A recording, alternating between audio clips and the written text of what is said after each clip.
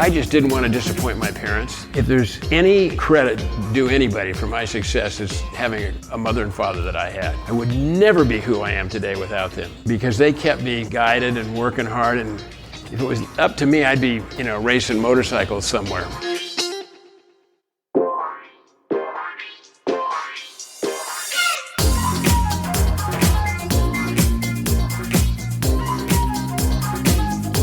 Hi everybody, welcome to Horsepower Heritage. I'm Maurice Merrick, and greetings to all of you listening from places like Norristown, Pennsylvania, Hastings, Michigan, Ketchikan, Alaska, Mohali, India, Lausanne, Switzerland, and Manchester, England.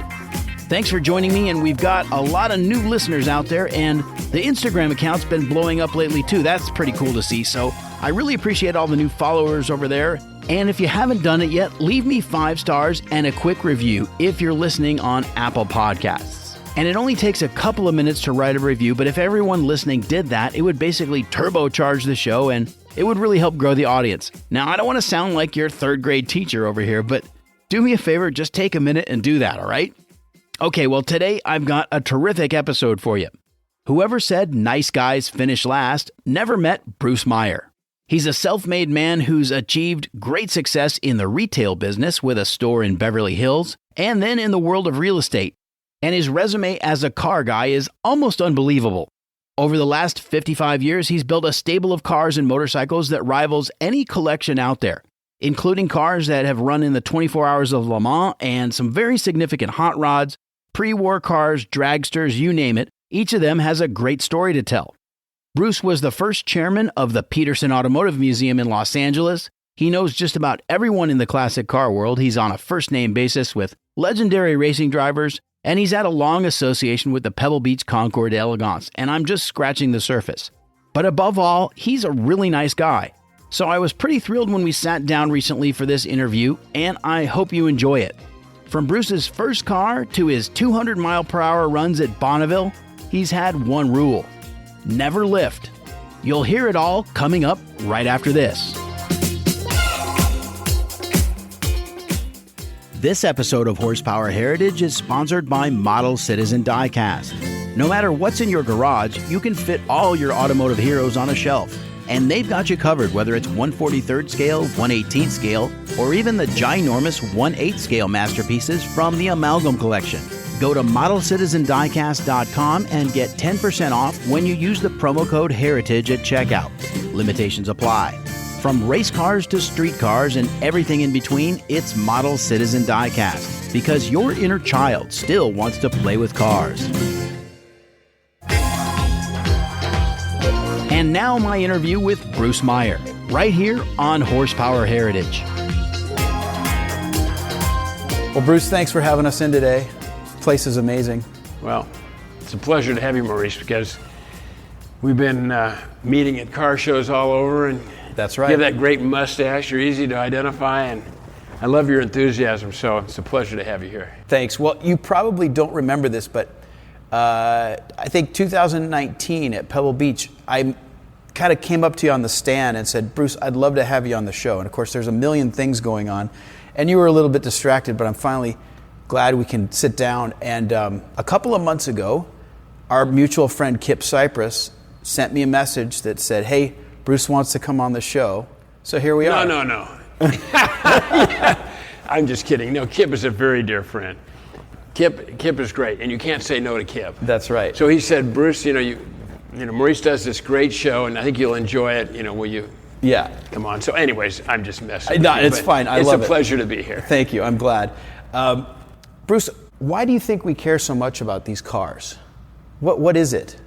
I mean, out of all the things that you can spend your time and money on. Well, for me, and I'm just guessing for yourself, it's part of your DNA, genetic makeup. I mean, I have loved cars from my very first breath on earth, okay? Cars and motorcycles. And I think what drew me to them at the beginning was the idea of getting something that was powerful and would take me for a ride, Sure. You could drive yourself rather than pedaling a bicycle and so forth. So I've always loved cars.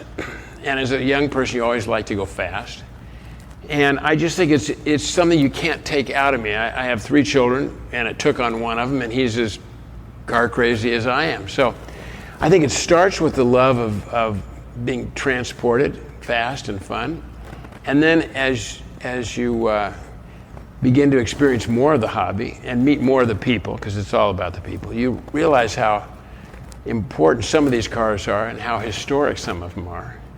So I think today I'm probably drawn as much by the history of the car and the story that the car tells. In the beginning, it was just give me anything with wheels that had an engine, and I want to go there. Right. And what was your first car? Well, I built a little lawnmower-powered car that air-cooled, and that was my first mode of transportation.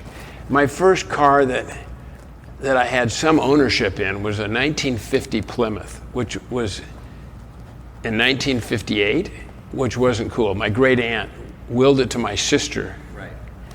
My sister and I, and so it wasn't anything I dreamt about or really wished for, but it was a set of wheels. It was a set of wheels, and it was available, and my parents were not car people. I mean, and that's being polite. I mean, you know, there was no bigger waste of time than foolishly spending your time on cars or mechanical devices of any kind. You know, just work hard, save your money, and you know, that type of thing. But so my first car was this 50 Plymouth. But the first car, well, when I went to college, you go through orientation, and they have different tables set up for, like, the guys were looking for guys for crew and swimmers and that type of stuff. They were trying to pick out the athletes. Or there was another desk for college loans.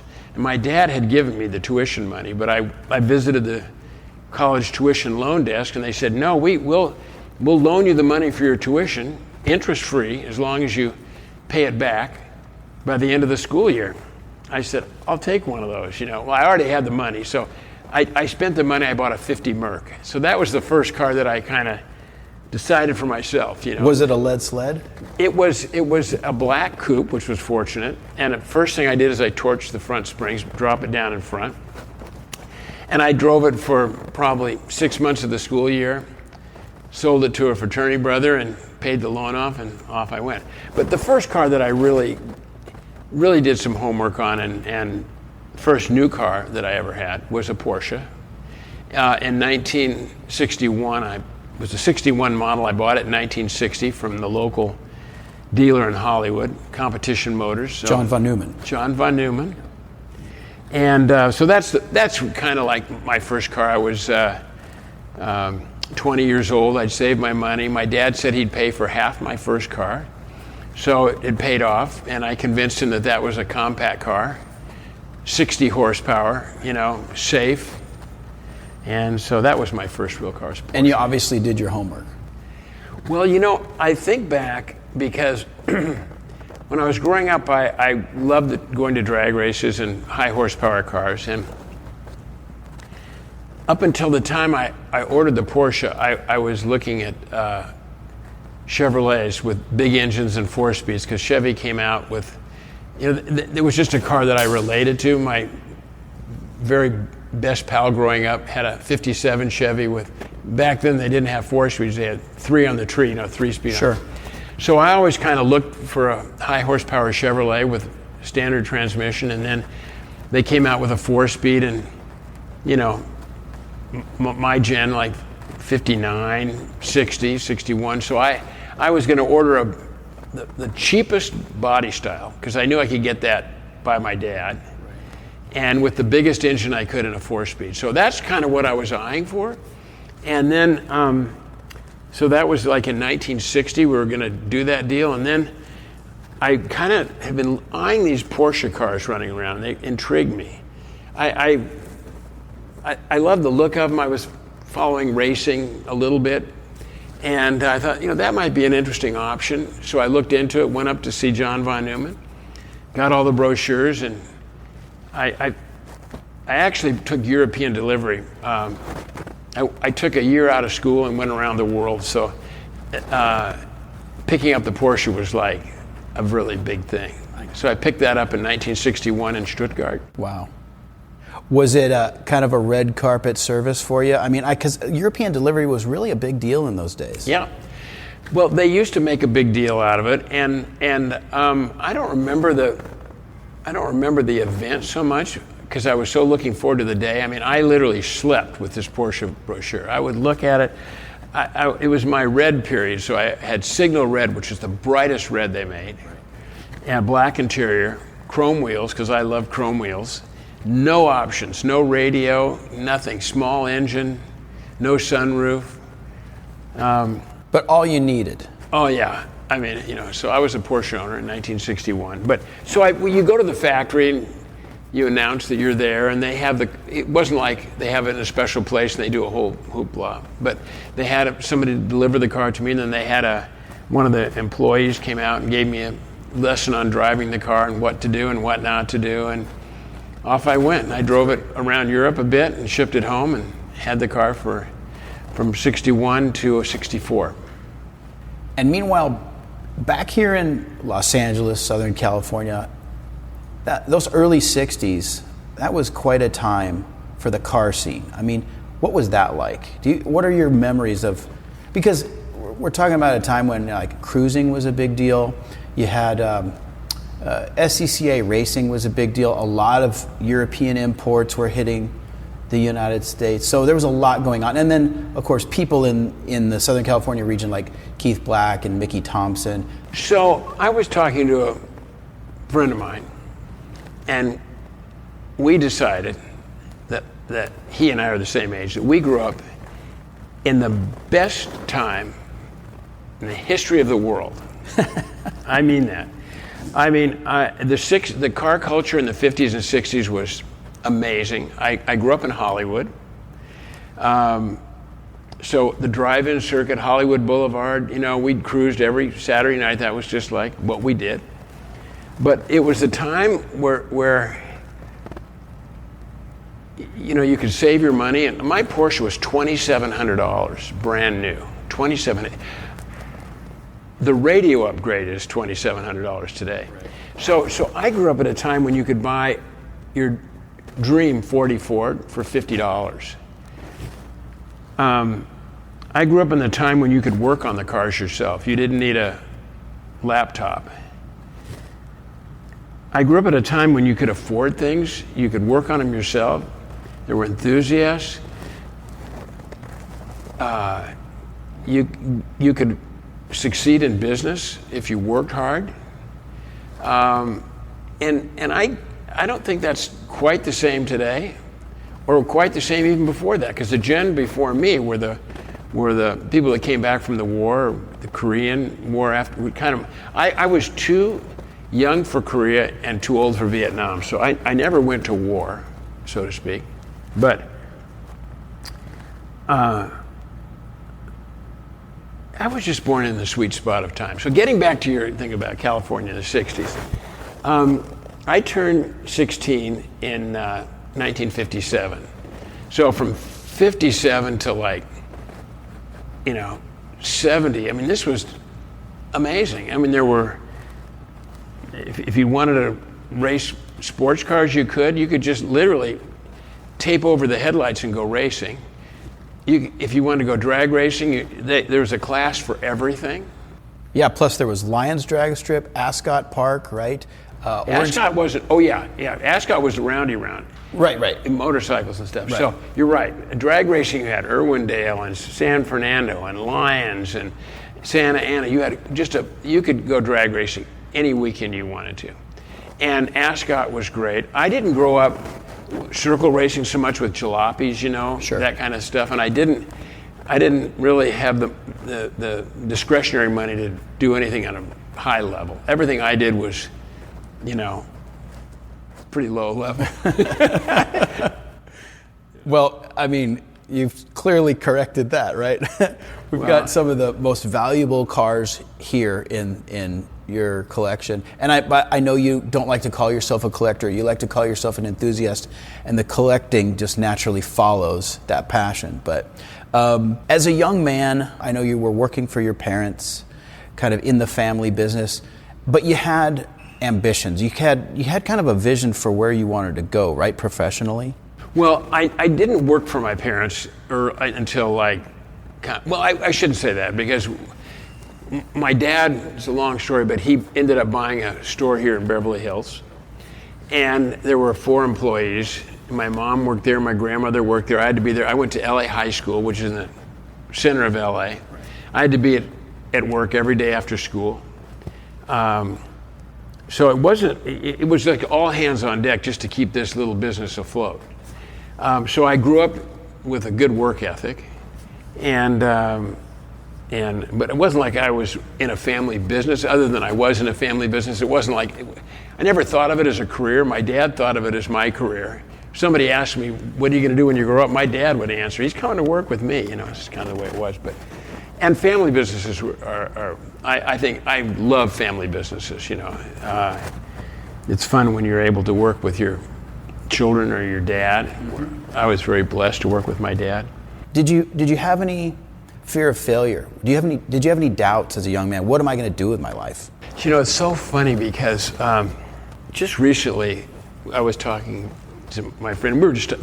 We go way back, and I think if I had any fear, it was the fear of failure. I just didn't want to disappoint my parents. If there's any credit due anybody for my success, is having a mother and father that I had. I mean, I would never be who I am today without them, because they kept me guided and working hard. And if it was up to me, I'd be, racing motorcycles somewhere. I mean, they really gave me great guidance and a good sense of value. So I didn't want to fail. So failure was a really big thing for me. I did not want to fail because they had given me guidance and love, and the last thing I wanted to do was disappoint my parents. So that was a really big thing for me, really big thing. Funny you should mention that, because I was trying to think the other day, kind of where I am and why I am, and I think that fear of failure had a lot to do with guiding me. And I never had any the idea of being a wealthy person that was never an aspiration for me. To have a lot of money, and that never drove me. I just tried to do the right thing and followed my own, with the car thing. What you're looking at here is 50 years of one car at a time, and I've tried to be very select on what I buy. I try and buy the absolute best example I can of whatever it is. Cry once, right? Yeah, I say, yeah, that's right. Buy the best and cry only once. Yeah. And it's the truth. That's been my guiding star. I really, a friend came in here the other day and said, you just had to steal all these cars, you're in them for nothing. I said, I looked around, there isn't a car in here that I paid under retail for. And most of the time I paid a premium to have that car. So I've just tried to buy the best example. Well, the story that I love is the sealed bid you did on, it was the Testarossa, right? Yeah. So that was a car that I'd been chasing John von Neumann he sold me my first car. He was also a customer of our store, so I knew John von Neumann. I'd always admired him, and I remember looking through historical pictures of von Neumann, and he had this Testarossa, and it was called Johnny von Neumann's Hot Rod. Now, at the time, it wasn't like a GTO or something like uber expensive thing that I'd have to sell every last thing I own. It just seemed like something I could maybe afford. So in our hobby, there's guys that can go out and find anything. So I had the 2 big Porsche or car finders looking for me. And one of them came back to me and said, that car, you'll never get that car. I said, why is that? He said, that car had been impounded by Interpol. You know, that's the, like... International Police Organization. Exactly. And that it was going nowhere. It had belonged to a famous drug dealer, and they had seized all of his cars, and it's in Impound? in The Hague, impounded. So I thought, well, that's enough of that. Well, fast forward a year or two, and I'm on my way to Goodwood, and this friend of mine calls me and said, I think that Testarossa you're looking at is going to go for sealed bid auction. Now, I'd never been on a sealed bid auction because you don't know where to start. You don't know if it go low or high, And so I literally was like Wednesday, and I was leaving Thursday for Goodwood. I was taking that Corvette to Goodwood. And they said, you have to have a letter of credit or a certified check in an envelope to bid on the car. I'm going, holy cow, there's no way I can put that together. So I called this friend of mine who had great banking relationships, and Chip Connor, who's a well-known collector. I said, Chip, you got to help me. I need a letter of credit for X amount. And can you connect me with your bank? I promise you I'm good for it. I'll take care of it. So Chip made one call, done, deal. So I go dancing across the ocean with my letter of credit, and I hired an attorney who was well known for car transactions. And I said, this is what I want to do. He said, no, I'm happy to handle it for you. So I put in my first bid like on Thursday when I got there, something like that. And I put in a bid that I thought was, if I can get it for this, I'm going to be really happy. And I'm thinking nobody knows about this, because I didn't know about it, and I thought I knew what was happening globally. And I get to Goodwood, everybody's talking about this auction in The Hague, all these cars. I'm going, holy cow, so people do know about it. So I called the attorney and I said, we better raise my bid, raise it to, a little higher, because I don't want to miss this car. And that was on Friday, and they were opening the envelopes Saturday. Well, one thing, I get worked up, really excited, and I didn't sleep at all Friday night. I thought, if I miss this car, I'm going to be so unhappy. So I called the attorney early Saturday morning. I said, just bid the whole letter of credit. If I don't get it, then I can't afford it, and that's it. I gave it a good try. I still wouldn't have been happy if I missed it, but. So the next morning, Friday at noon, on the windshield wiper of the Corvette is his business card. He said, "You won the car." So I won the car. So now I'm thinking, I wonder who was the underbidder. How foolish did I go? And within like an hour or two, one of the fellows from Symbolic, which was a big Ferrari dealer at the time, came up and he said, "We were the underbidder on that Testarossa." I said, "You were?" I said, "How do you know what I bid?" He said, "Oh, no, it's published, I said, "Well, how far under were you, And he told me, and it was just, a very small part of the price. And I thought, well, I just lucked out. So anyways, that's the story. And that car has the most extensive competition history of any Ferrari that's on the books, right? Yep. So it didn't win any, like, Targa Florio or Le Mans or Nürburgring. It was a car. John von Neumann was kind of the champion of the West Coast and Mexico. I think he raced that car at Nassau at one time. But it won, I think the first year it won like 50 races. It was the most winning Ferrari. And when Ferrari celebrated their 70th anniversary, they did a video on that car as being the most winning Ferrari ever. So I guess it's won more races than any other Ferrari, but not the great races, but a lot of wins, P1s. Who's been the biggest influence on your life, either professionally or in the car hobby? Well, my parents going away. So, it's a long second. In 1968, in this location, I opened a candle shop. Basically when I graduated from college, I'd worked my way through college in the hospitality industry. I hashed at sorority houses, and then I was a bus boy, then I was a waiter, then a bartender. So when I graduated Berkeley, I was a bartender, basically.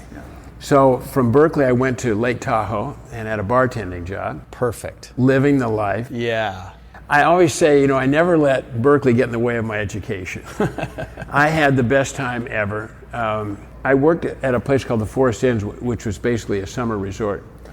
And then when I came back from Tahoe, I took about 5 months off and went to Europe in like late 64, 65. And then when I came back from Europe, I went to work in Michigan. So I just kept, out there having fun and doing fun jobs. And so in 1967, 68, I came back here and opened a candle shop in this building. And my landlord was a gentleman by the name of Herb Peters, who was a very wealthy Texan, and his wife was Ethel Peters, and Ethel's father invented the brand Ethel, in gasoline. Yeah. You put in regular Ethel. Right, so it's the high test. High test, well, yeah, high test. We used to call it Ethel. Right. And so he rented me a little shop downstairs so I could open a candle shop. And then I decided, because I was like in my late 20s, and that's about as smart as you ever get in your whole life. When you're in your late 20s, there's nothing you can't do. So I decided to get into the mail order business. So that's when I rented this place here. So I've been here 50, plus years right in this location. Right. We started a mail order business right here. At any rate, I remember telling Herb, if you ever sell this building, you got to sell it to me. And I'd never bought real estate, so to speak, of any magnitude. And he came to me and said, Bruce, the gentleman next door wants to buy the building, and he offered me X for it. And if you want it, you always said you wanted it, it's yours for that same price. So I said, oh my God, I want it. I didn't know how I was going to get it, but I somehow, begged, borrowed money so that I could buy this building. And that was like I say this was probably in the early 70s. Mm-hmm. And so after we closed escrow, he came to me and said, if you ever want to make a substantial amount of money, the guy next door upped his offer by $200,000. $200,000 to me was like, you could retire on that. Yeah. But I can just remember what Herb taught me was when you shake hands with somebody and you make a deal, you stick with it right to the end. And he was that kind of guy. And in today's world, if that guy had raised the ante, the owner would come back to me and say, Bruce, I got to give you more because he just raised his bid and I've got to. He'd always find a way. But Herb was a mentor to me in that really demonstrating how important a handshake is. And he was also a member of the Rotary Club. And by the way, my look in the late 60s was not a preppy look. No. And I didn't look like I belonged anywhere other than a candle shop. Right. And he took me in and he introduced me to the Rotary Club. I became a Rotarian in 1970. I was on the board of the Chamber of Commerce in the 70s, so he took me and showed the community like you can still look like this and be an upstanding member of the community. So I've always admired Herb for being a man of his word and for having faith in me. And I guess other than my parents, I look back at Herb and I think, there's a guy that if you can get somebody that believes in you and hangs with you, it really does matter. Well, and the other thing that strikes me about that is that, you mentioned Rotary Club. You're kind of learning from an older generation of gentlemen that's part of Rotary at that point. You're surrounded by guys who, in one way or another, I'm sure mentored you. It's very interesting because growing up, my grandmother lived with us. I have always loved older people. They have so much knowledge and experience that they can impart on you. And a lot of young people just dismiss older people, now that I'm a senior. But I always have been drawn to the an older generation. And being a member of the Rotary Club was important to me because the mayor was in there and the police chief and the fire chief and all the upstanding people in the community were in there. And that helped me in my career. Keeping an open mind, meeting your elders and learning from them. So I think there's just a lot that can be learned from the older generation. Right. Well, Bruce, how about some racing heroes? Because I know you're really passionate about racing history, and you've had some really fantastic drivers as personal friends. That's a good question. I grew up. My first hero was Parnelli Jones because he was on Channel 5, the Jalopy Derby. Mm-hmm. And so the first guy I cheered for was Parnelli Jones. So he is probably the first guy I even knew was a race driver that knew the name of Parnelli Jones. And then as I got older, you kind of learn more and broaden your view from jalopy racing. And I guess Dan Gurney would set as high a bar as you could. I mean, there was a gentleman, raced everything. Yeah. Did it all in a first-class manner, a patriot, and turned out to be a very good friend. And I'm still his widow, Evie, and Justin and Alex are still really good friends. I think that just knowing the Gurneys has been a real treat for me. And so I would say Parnelli, then the Gurneys for sure, and then it would drop down quite a ways from there. Well, I mean, Dan Gurney for president is all I've got to say to that. Yeah. I just celebrated my 80th birthday, and one of the gifts I got were from the Gurneys, and in the '60s they did these bumper stickers, Dan Gurney for president. Okay. Yeah, car and driver. Yeah. And so they did a little video. They sent me a video for my birthday, and they're all in Justin's Suburban, and Evie's in there, and all the kids, and they're all yelling, "Bruce, happy birthday!" And it was, like from the windows, and they drove off, and then the camera goes to the back bumper and it says Bruce Meyer for president, and a Dan. I mean, oh God. Yeah. I mean, those Gurney people are just the best. Yeah, that's fantastic. All right, Bruce, I have to ask you about another guy that you knew who has become this mythical creature, Steve McQueen. He is now on this pedestal, and I just want to know about the guy, the real guy. Sure. Well, it's interesting because he is a special guy, and still to this day. And right next to me is Clark Gable's Mercedes. And Clark Gable was the king and was the guy. And most of my son's friends have no idea who Clark Gable was. To me, he was like the most important actor in the world, Sure. And now McQueen, who's since passed, is still like revered for all the right reasons. I mean, he was the king of cool. Yep.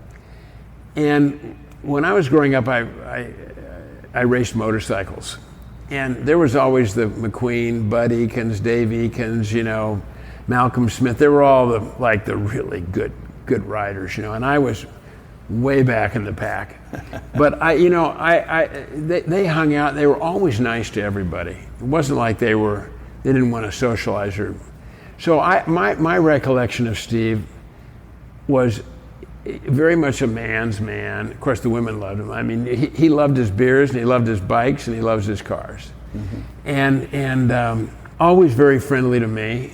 I owned one of his cars, and I sold it back to him with the idea that thinking he's going to sell it right away and I'll get it back. We made an agreement. If he sold it, it would come back to me. It was a Porsche, right? Yeah, a little Porsche Speedster. I'd owned a car for, probably 12, 14 years, maybe longer. And I loved the car. And he heard that I had it. He approached me and he said, "Oh, it's probably not my car, but I'd love to see what you have." And so I said, "Sure." So I showed it to him. And by the way, when I got it, I paid $1,500 for this car. And the fellow that sold it to me, as we were just kind of concluding the deal, he said, this used to belong to Steve McQueen. I go, "Oh, cool." It didn't mean anything. I wouldn't have paid him any more. And I think he was making Have Gun Will Travel or some, he was a TV star. Yeah. Didn't matter. And then as time went on, it started to matter. I didn't think, well, this was Steve McQueen's car, but it was cool. And so he called me and said he'd like to see the car. He was pretty sure it wasn't his car, but he'd love to see it. And I said, "Sure." So my wife, loves movie stars, she went out with me. We met in Westwood because at the time he was living in Malibu. And we met in Westwood, and his eyes just lit up when he saw this car. And he gets out of his car, he just like runs for it, and he starts like tearing into it. He literally tore the glued down carpeting off the back so he could see if the roll bar mounting was still there. And then he checked the front spare tire, and it was a racing recap. He said, "Oh my God, this is my car, you got to sell it to me." Well, this was, I didn't want to sell it, but after about 3 months of his calling every week, begging me to sell the car, I thought, you know what? I can probably do without it, and he really wants it, and I'll do him a favor, and hopefully it'll come back to me in some way, someday. And so I sold him the car. And then probably 3, 4, 5 years later, he dies. And then Chad has the car now. And I'm happy Chad does, because it's a meaningful car. That it was Steve's first Porsche that he bought brand new and raced it. It's a family heirloom. Oh yeah, it's in the right place. I would sure love to have it sitting right where we are, but it's in the right place. Yeah. Now you've called Le Mans the Super Bowl, World Cup, World Series, all rolled into one, right, in the automotive world. And I know you've been to Le Mans a number of times, and you own cars that raced there and won their class. What is it about Le Mans? Tell me your personal experiences there. Well, my personal experiences are not worth repeating. but the history of Le Mans, the importance of Le Mans it's everything. It is everything you just said. It's the World Cup, it's the Olympic Games, it's everything. And I think if you ask any racer what's the most important motorsport race in the world, other than maybe an Indianapolis, guy. And I used to think Indianapolis was pretty important, and I had a winner from Indy, but it was important to building the brand of Bentley because they won it so many times. Porsche's in there to win it because, that they say win on Sunday, sell on Monday. That's right. Ferrari, this is Audi, these were all important moments in history, and the place to express your, the build of your car and the endurance and the speed is Le Mans.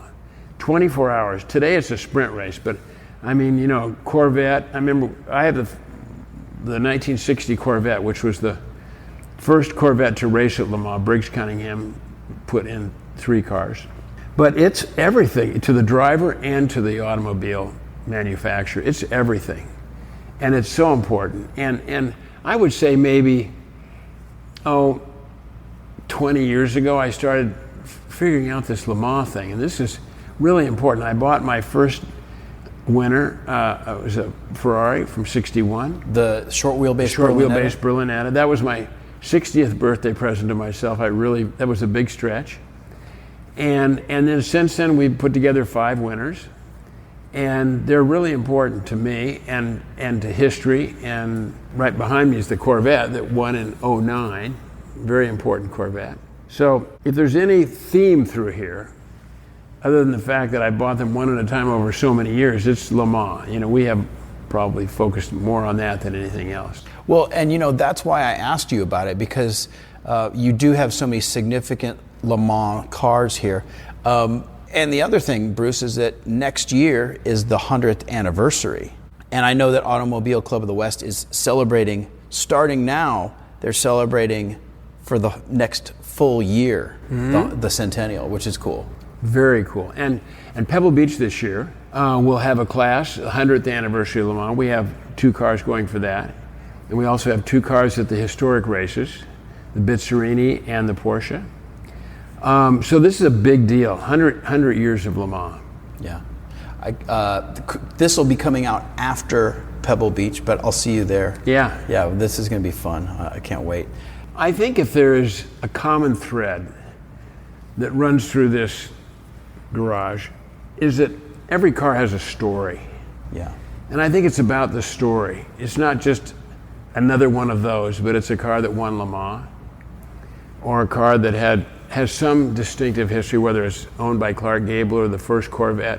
I like the story, and that's what I've tried to stick with that. With the Duesenberg we have, it's a one-off built for Colonel McCormick. So it's not just another Duesenberg or another RS, it's a RSH, And you have production Shelby Cobra #1 sitting over there. Right, and I've been a Cobra guy since 1965. I've never been without a Cobra. I think of all the cars I've ever owned, my favorite is a Cobra. And that's just like you say, it's not just a Cobra. It's the very first one, serial #1, which really meant a lot to me. I mean, I've had other Cobras and I've sold them just because that's the one for me. Was Carroll Shelby a friend? Yeah, Carroll Shelby was a good friend. I actually met Carroll Shelby through Robert E. Petersen, the Petersen Museum. And Robert E. Petersen, and most people know, he was the publisher and the creator of Hot Rod magazine. So if there was any publication or printed matter that influenced me, it was Hot Rod magazine. I mean, I pored over that magazine, and I think that's one of the biggest influences of my automotive life was Hot Rod magazine. And also hot rods in general, whether it's the Scarab, Lance Reventlow Scarab, or the Cobra, or even the Corvettes. These were all created by hot rodders. Yeah. People do not give hot rods or hot rodders the credit they deserve. These young men came out of World War II with all this new technology from the war, and they put it to work building hot rods and Bonneville cars and racers and, you know, Jim Hall, the Chaparrals. So these were all hot rodders. The hot rodders were the genesis of every cool, fast race car from like the 40s to the 70s, really. All hot rodders, at least out of this country. In England, they came from the war, but they didn't really have hot rods like as we know hot rods. So hot rods are really important to me. And by the way, can I just mention that you deserve a lot of credit for getting hot rods on the lawn at Pebble, right? That was a long slog, but you did it. Oh my God! So yeah, it was a 10-year beg fest. I mean, I for 10 years I lobbied the producers of Pebble Beach to bring in hot rods. How important they were. Every article. Phil Hill was a hot rodder. Dan Gurney was a hot rodder. These were all hot rodders. And I sent them every article that came out that referenced any credible person to hot rods. I would send it to Lauren Tryon and Jules Human. Finally, I just broke them down. After 10 years, I still have the facts. It was like, Bruce, are you sitting down? Okay, this was Christmas of 1996. For 1 year only, we're gonna do hot rods. And like, don't ever ask us again, okay? We're going to do it for 1 year only. And they put us in 1997 at the very far end of the show field. I mean, any further, we would have been in the water in the bay. And what was really fun is if you looked over the whole show field, which you could do from the lodge, everybody was down by the hot rodders. Everybody was relating to the hot. It was a massive success. So it just made my day, you know, seeing hot rods at Pebble Beach. And they've been back every other year. This year, they're doing the 90th anniversary of the 32 Ford. Yeah, that's so right. I'm partial to the 32 Ford. So you've been vindicated now. Yeah. And you know, hot rodders are as talented and have the same eye as some of the best coach builders in history. They really know a line and a form and a shape. I agree 100%. And they know how to make things work and go fast, and they're craftsmen, they're welders, fabricators, great eye for design. Because there's some hot rods that just stand out or just, you know, mouth-watering, and others just miss. So there's great designs in hot rods, and there's no right or wrong. Hot rodders in general, whether you pull up in a 27 or 28, 29, 30, 32, doesn't matter. They're just happy to see you and happy that you're enjoying the hobby. It's the most welcoming group of hobbyists. And so anyways, I just going back to Robert E. Petersen, you know, so Petersen was a neighbor of mine. We belonged to this group called YPO, Young Presidents Organization. So we were in that together. And Petersen loved planes and fishing and hunting were really his passions. But he found this old building in LA. It was a department store that was just a derelict. And Petersen always liked opportunistic buys. So he thought it was a really good deal. So he basically bought the building and said, Bruce, this would be a great car museum. So, you know, I was kind of the front man. I guess they call the founding chairman. I chaired it for the first 10 years, and I've put the last 25, 30 years of my life into that place, and it's never been better. We have an amazing, talented executive group there, led by Terry Cargus and Michael Bodell and his whole crew. The museum has never been better. We're in the black.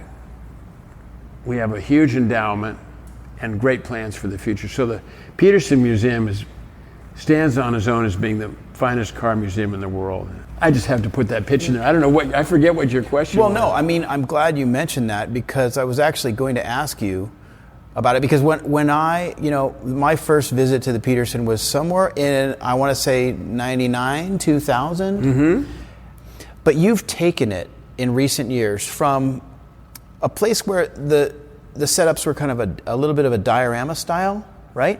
Which you can see just about at any car museum. And today it is a world-class exhibition, rotating and curated amazingly well. I mean, what it reminds me of is the sort of blockbuster exhibition years in fine art museums that we saw starting in the mid-90s. And you guys have taken that concept and run with it. And it's just, it's fantastic. Well, thank you, Maurice. And we redid it, about 10 years ago. When we first started the museum, we partnered with the Natural History Museum. And if you go to the Natural History Museum, dioramas are a big part of their exhibitions. They'll show a dinosaur or some long-toothed lion or some saber cat, and they build a diorama as it was. And we did that with our cars.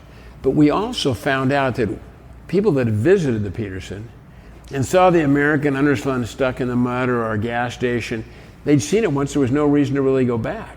So we found out that 70% of our visitors were first-timers. And that seems cool because we're drawing 70, but it's not what you want. You want it the other way around. You want 70% of the people to come be return visitors. Right. And so we did away with the dioramas. We have state-of-the-art exhibits. We can do surround sound, surround videos. We just opened an exhibit of Andy Warhol, who is maybe one of the top contemporary artists of all time. Sure. And he did a suite of cars, Mercedes cars, that are priceless. Mercedes sent us over the cars and the original art. There isn't a museum in the world that wouldn't give anything for this exhibit. Any art museum in the world. So we have world-class art exhibits. We have a James Bond exhibit there now, supercars, hypercars. It's just an awesome place, and it's doing really, really well. And it's all because of Robert E. Petersen, Hot Rod Magazine, his success. We would never be there without him. Obviously your collection is varied. Of course, they're all, for the most part, high-performance cars, right? But what's been your favorite drive? Whether it's and this goes with the car and the venue, because I know you've been to Goodwood, you've done the Mille Miglia. So that's a really good question, because every car in here is such a distinctive personality on the road. The Bentley behind us, we've toured Europe in it. We did a rally from Budapest to Prague in the Cobra. The Duesenberg is just a big, honking 400 horsepower truck. And the Porsche 935, 800 horsepower, you better be pointed laser straight or it's gonna swap ends on you. But my favorite ride is Bonneville. Growing up as a hot rodder, I always wanted to race a car at Bonneville, and I raced a 83 Camaro. I went 224 in that. But then I wanted to race in an open car, a hot rod. So we built a Roadster, and I wanted to go over 200, and we accomplished that. So that 200 mile an hour ride, to me, was the ride of my life. I can't think of anything that was more exciting and more fulfilling than going over 200 in an open car. So I would have to say the Roadster ride at Bonneville tops them all. Where was your focus at that point? Were you just thinking, I got to keep this thing straight? You definitely have to keep it straight. That's number one in your mind. It's interesting. I raced motorcycles when I was younger. My parents didn't even know I owned a motorcycle because that was my life that they didn't know about. And because I could keep motorcycles when I was in college, of course they wouldn't know. And when I was younger, in my teens, I had motorcycles and I kept them in friends' garages. But in like the early 60s, I started racing motorcycles. And I'd think all week before the racing, I really shouldn't be doing this. If I get hurt, my parents are just, they would be so disappointed, And then come the weekend, you put that helmet on, the last thing you're thinking about is your parents, your eyes are like this, you just want to go for it, And so when you're at Bonneville, I think most of all, you want to be safe and you want to keep the car going straight. And there's a lot, it seems like, this is simple, straight line, anybody can do this. Well, it's like doing a wheelie for 3 miles, you don't want to. First of all, that Roadster has like 800 horsepower, maybe 900. So at any time, the rear wheels could start spinning, and the rear wheels want to pass the front wheels. So if you're not going straight, it's gonna come about on you. So there's an art to going straight, and there's an art to going over 200, and that's just the most memorable ride of my life. And then I joined the 200 mile an hour club, which was just something I still can't believe that I'm in that. I'm so proud to wear that red hat. That's awesome. Big deal. That brings me to your motto, which is never lift. And I know you got that from Parnelli Jones. And when I hear that, what I think of is seize the day, right? Do what you want in life because life is short. Is that pretty much why you've adopted that motto? It is.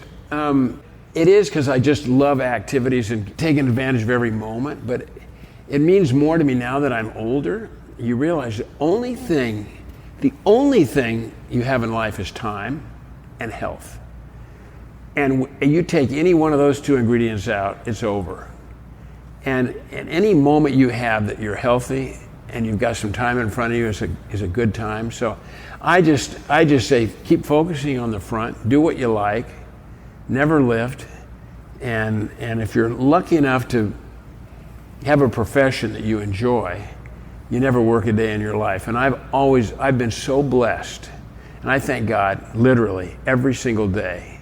Absolutely. Well, you're known as the nicest guy in the car hobby, and it's really true. So, Bruce Meyer, thanks for having us in. It's been a real treat. Well, Maurice, it's my pleasure, and you're a great champion of the hobby and the passion, and I'm honored to have you here, and you're always welcome here, Maurice. Appreciate it. All right, brother. That's all for this episode of Horsepower Heritage. If you like what you've heard, go to buymeacoffee.com/HP Heritage. You can drop a few bucks in the gas tank over there and keep this ride going. Great way to support the show. And tell your friends, write a review like I said. All of those things help me reach more gearheads like you.